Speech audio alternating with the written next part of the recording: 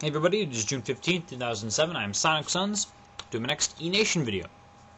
So, first off, I hope other people are still out there. I know there are people out there with webcams who know about this, and I don't know. Hey, you know, me and Perry can just keep plugging along. And Joseph's out there too, you know, he recently made a comment. That's cool, that's cool. So, we're talking about democratic systems. In the meantime, if you have any ideas about how to get more people on the site, that'd be nice. I don't know, you know, I guess we just keep going and eventually somebody comes by that, like, you know, and then eventually that whole snowballing effect I keep talking about. So, we got, our democratic system, the one where we elect representatives and, you know, re-elect them or replace them every every few years or so. And Perry brought up the point that this is rather unsatisfactory. People get to be weasels, as our official term is apparently now. People, you know, they get elected and then suddenly start acting only in their own interests. So the question is, what do we do about this? I first pointed that, hey, we keep electing these morons. Maybe there's our problem. And Perry pointed out that, well, yeah, we do. We have a problem with stupidity. We also have a problem with abdication, with saying, oh, well, you know, it's the politician's fault. And it might be harder to say it's the politician's fault if you have a more direct role. To which I initially thought, well, you know, gee, you'd still be stupid. And you'd still, you know... But I kind of realized that you could more or less use the same argument against democracy in general. You know? You could say, well, yeah, why give any power to the people, you know, when the people are stupid and the people can't make any of their own decisions, and... Yeah, I mean, at some point you just gotta give people power and hope they get smart enough to use it. So the question is, what kind of system or systems would we want in theoretical governments, or even in, you know, maybe modern governments that ought to change? We can do holacracy, as Perry calls it, where we have basically the more important something is, the more people vote on it. Right? So like going to war basically requires a national referendum, whereas, I don't know, you know, putting a new coat of paint on the White House, well, you know, whatever. that could be just the president deciding. Assuming you have a president. But you have this guy in charge who doesn't really have any power. I still think it's weird to officially decree a guy to be the guy without power.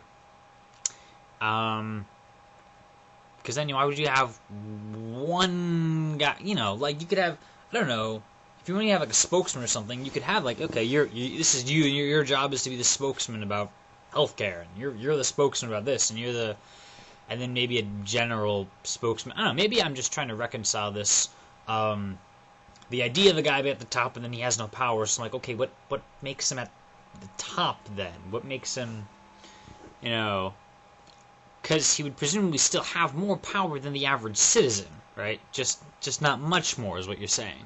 Because if he has absolutely no more power than the average citizen, then there's literally no point to that. You might as well just pick someone on the street, and you're the guy with no power. Hey! It's like a self-esteem booster. No.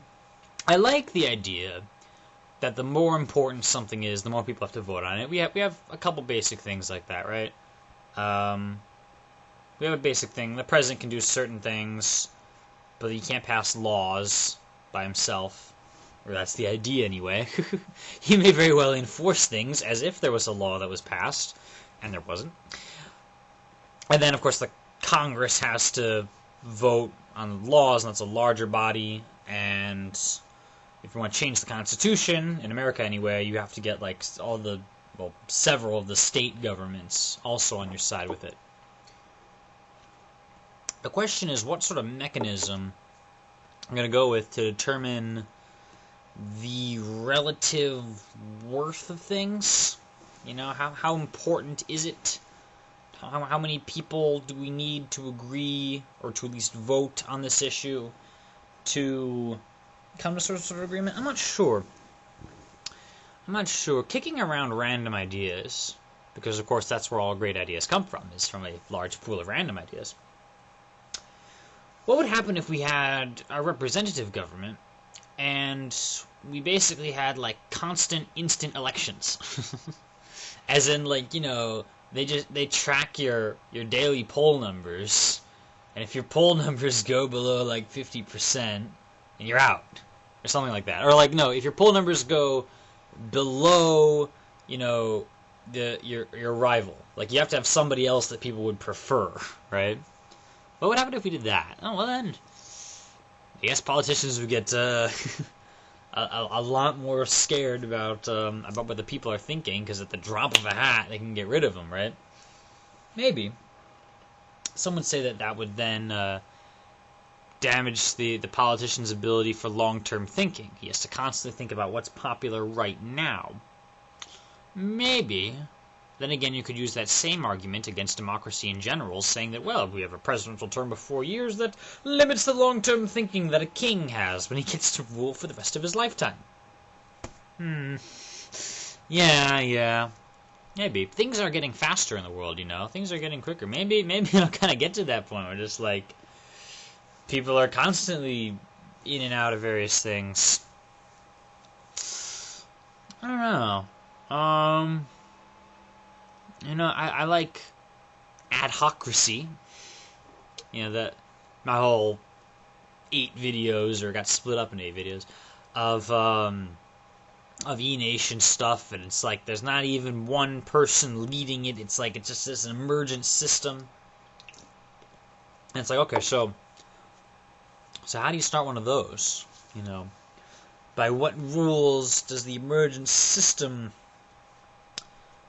go by? I'm not sure. And how do you organize things properly? How do you say, you know, if there's some vote on some major issue and we want a bunch of people to vote on it, and then, like, you know, somebody in charge of the administrative stuff happens to change something, and like the vote gets moved to like 3 a.m., you know, and like 2 people show up and they just vote on that, and then, wait a minute, suddenly we have this policy we don't like. Then again, I guess if people were active and informed and stuff, you could just as quickly create a new vote and change things right back again. Something like that. Or have a thing like where you vote on a bill and then you pass it, and then like it has to like wait 24 hours to see if a larger number of people vote against it. That'd be interesting.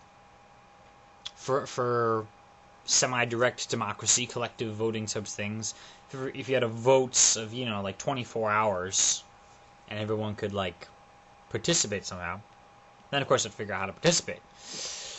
Well, we could keep the polling stations open every day of the year, and, you know, 24 hours a day. We could do something on the internet. Then of course there's authentication, and